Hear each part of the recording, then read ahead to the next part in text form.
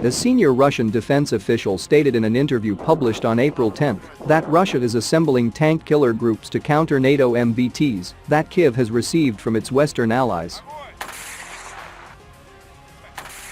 In an interview with Russian media, Evgeny Arifulin, the director of a military training center located in central Russia near Nizhny Novgorod, stated that Yunus Bek Yevkirov, the Russian deputy defense minister, had given the directive to establish the units. Танк 1100, кумулятивным, огонь, огонь! Arifulin said that the Russian military has developed instructional guidelines to accomplish this objective, which is currently being executed at the training facility.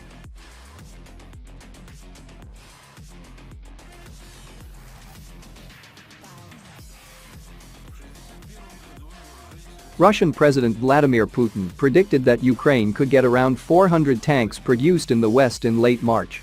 The German Ministry of Defense announced last month that 18 Leopard 2A6 tanks and ammo and spare components had arrived at their destination.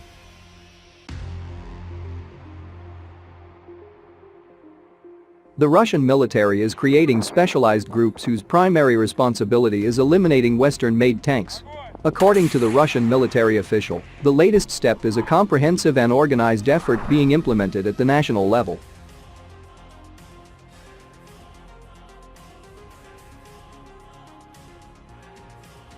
In addition to training the tank hunters, the facility also provides training in various other fields, such as artillery firing and operation of missile systems, Arifulin remarked. The facility can train up to 700 soldiers simultaneously, the official noted.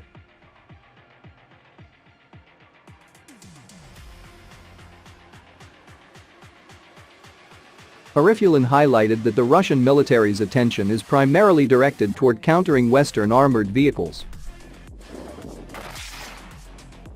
He also mentioned that the military has thoroughly studied all types of tanks, including the American M1 Abrams, German Leopards, British Challengers, and French Leclercs.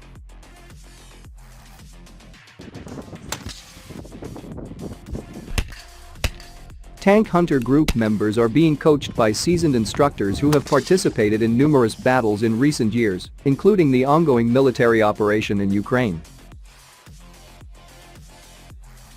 It was also noted that these groups only consist of a few soldiers, most of whom are equipped with anti-tank guided missile launchers, and mostly use reconnaissance drones.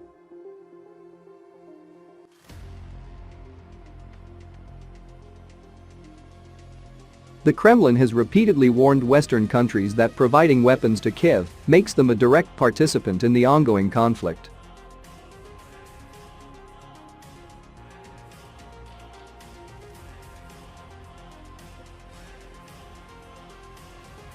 Regarding the supply of tanks to Ukraine, Dmitry Peskov, the Kremlin press secretary, remarked that these tanks would suffer the same fate as the rest of Ukraine's military equipment and wouldn't have any impact on the outcome of the fighting.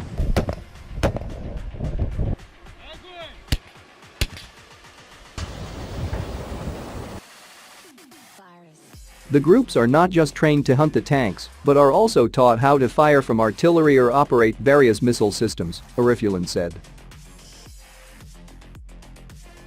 The facility could instruct as many as 700 soldiers at a time, the official added.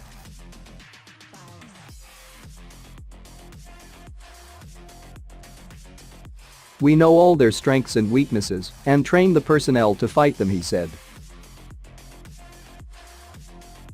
The Tank Hunter Group members are being trained by veteran instructors who have been part of several conflicts in recent decades, including the ongoing full-scale special military operation in Ukraine, Russian TV channel Zvezda reported.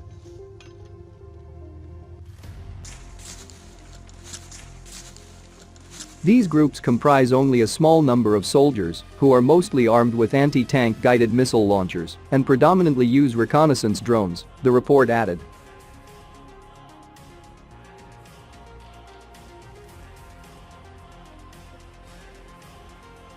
Guy McArdle, managing editor of Special Operations Forces report, SOFREP, told Newsweek that the Western tanks being sent to Ukraine are outfitted with reactive armor, which gives more protection, but no tank is unkillable. The Russian tank hunters would likely be using 9M133 Kornet anti-tank systems, McArdle said. He described the Kornets as roughly equivalent to javelins, but with over twice the effective range, allowing for greater standoff distance while firing on the enemy.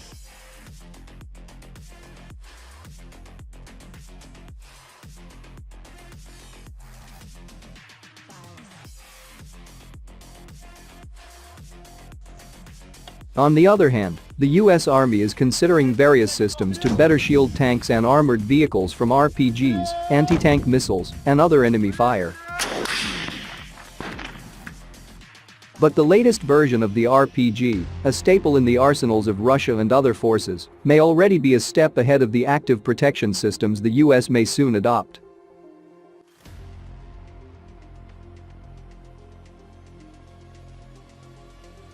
Russian arms manufacturers first introduced the RPG, short for Ruchnoy Protivotankovy Granadomet, meaning handheld anti-tank grenade launcher, not rocket-propelled grenade, in 1949, updating it over the decades since. The most recent variant, the RPG-30, unveiled in 2008, has a 105mm tandem high explosive anti-tank round and features a second, smaller caliber projectile meant to bait the active protection systems that have become common on armored vehicles in recent years.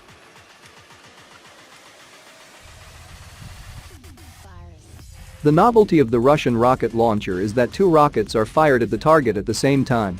One is a so-called agent provocateur 42mm in caliber, followed a bit later by a primary 105mm tandem warhead rocket. Vladimir Porkachev, the Director General of arms manufacturer NPO Basalt, told Russian state news agency TASS of the RPG-30 in September 2015.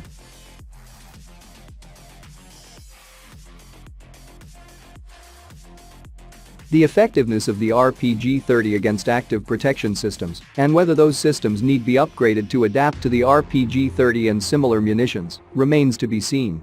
But the RPG, though limited by the size of its warhead, has long been potent on the battlefield, even against modern tanks.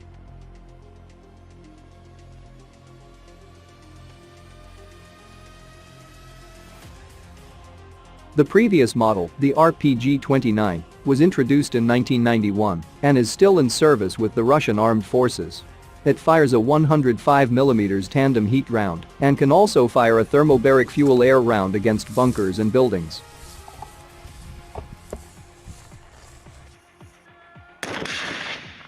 Russian RPG-29s were used by Hezbollah in the mid-2000s, deployed against Israeli tanks and personnel during the 2006 Lebanon War.